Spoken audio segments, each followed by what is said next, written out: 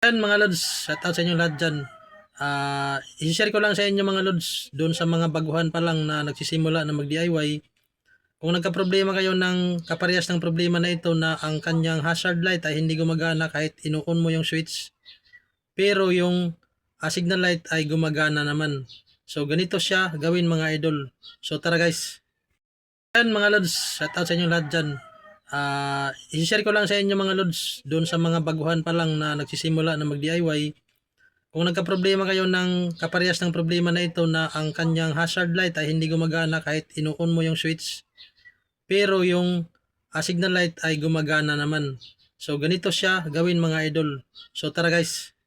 So yan mga lord, problem solving na naman ngayon. Ayaw umilaw ng kanyang hazard light. So kakaiba ito mga idol kasi umiilaw yung kanyang signal light pero ayaw umilaw ng kanyang hazard light. Ayan, naka-on. Pag naka-on siya mga idol, umiilaw yung kanyang signal light. Ayan. Pero ang normal talaga, kahit naka-off yan, iilaw talaga yung kanyang hazard light pag naka-on yung kanyang switch. So dito, tinitesting natin yung kanyang signal. Kita nyo naman umiilaw yung dalawa. So i-neutral lang natin tapos i-on natin yung kanyang hazard switch. Ayan. Tingnan natin kung iilaw ba. So dito pa lang makikita na natin na hindi umiilaw kasi hindi nagbi-blink dyan. No? Walang blink. So tingnan pa rin natin dito yung kanyang ilaw para makita nyo. So ayan, naka-on ang switch ng hazard pero ayaw umilaw. So ang dalawang wire na ito mga lods, naka-on man yan or naka-off, kailangan mayroon yan supply. Ayan, dito walang supply. So ang wire na yan mga idol ay supply yan ng atin hazard switch positive pero wala siyang supply. Itong isa naman mga idol, ayan, ito yung supply ng signal light.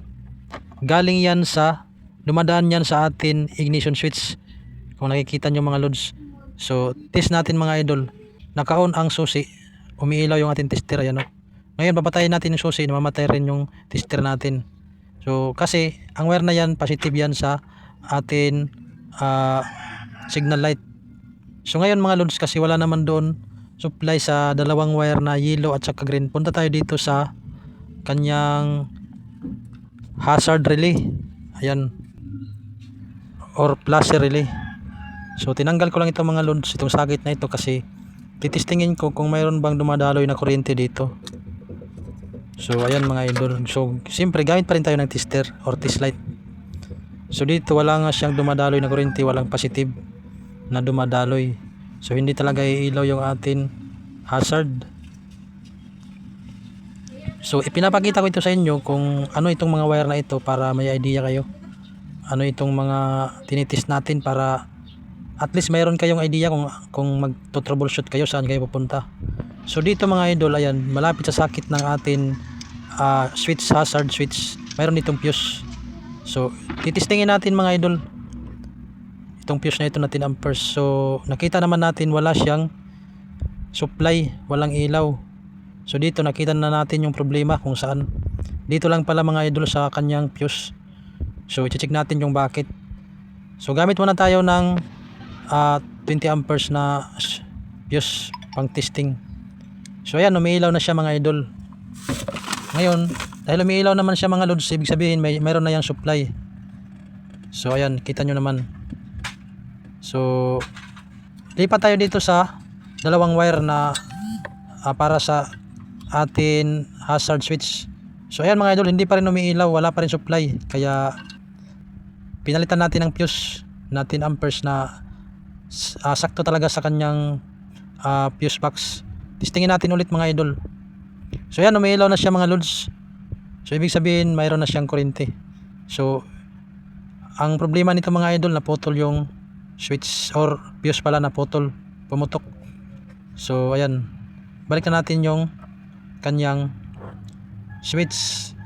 Dapat naka-off yan mga idol, tapos pailawin natin, on natin ang switch, dapat umiilaw yan. So ayan, so ibig sabihin okay na mga idol. Sa pagtitesting natin mga idol, kailangan naka-off ang susi. Tingnan natin kung umiilaw ba sa labas. Ayan, umiilaw yung kanyang hazard. Dapat dalawa yan mga idol na umiilaw. Ayan, at saka sa likod umiilaw din yan mga idol. So yun ang pagtitesting ng atin hazard, na kailangan naka-off yung susi. So dahil okay na mga idol, ibabalik natin itong switch. Siyempre testingin din natin yung atin signal light kung okay ba siya. Kasi bayan mga idol, on natin. Dapat naka-on yung susi sa pagtitesting ng signal light. So yan, umiilaw naman siya mga idol. Yan, no? Yan, umiilaw naman siya. Ibig sabihin walang problema. Ang problema lang talaga dito kanina ay ang atin hazard light. So yun lang mga idol, maraming salamat.